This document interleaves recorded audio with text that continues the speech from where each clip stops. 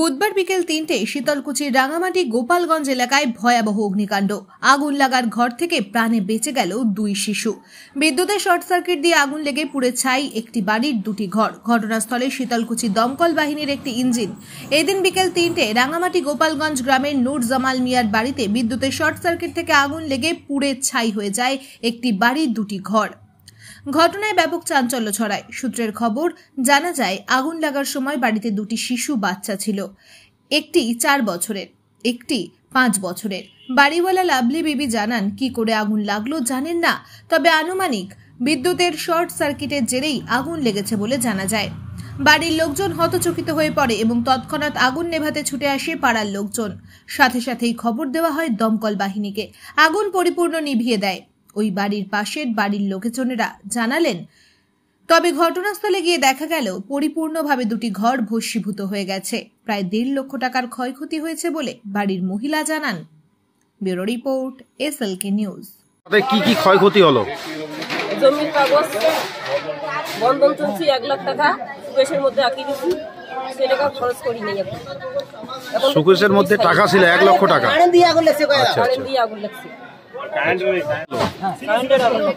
Electric short circuit, তাই তো?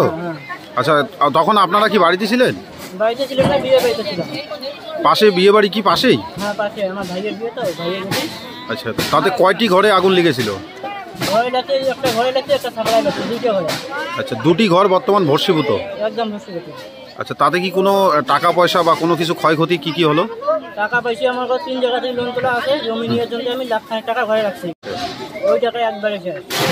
সোনার কোনো অলংকার?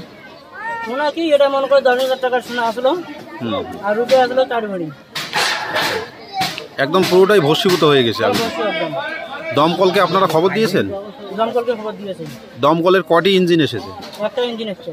আগুন কি বর্তমান নিয়ন্ত্রণে আছে? আগুন একদম নিয়ন্ত্রণে আছে। কি নাম আপনার?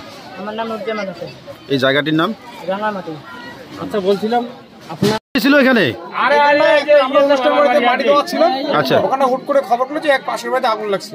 আমরা ওখানে আসলাম, আসি দেখি গ্রামবাসী প্রচুর আগুন নেভাচ্ছে।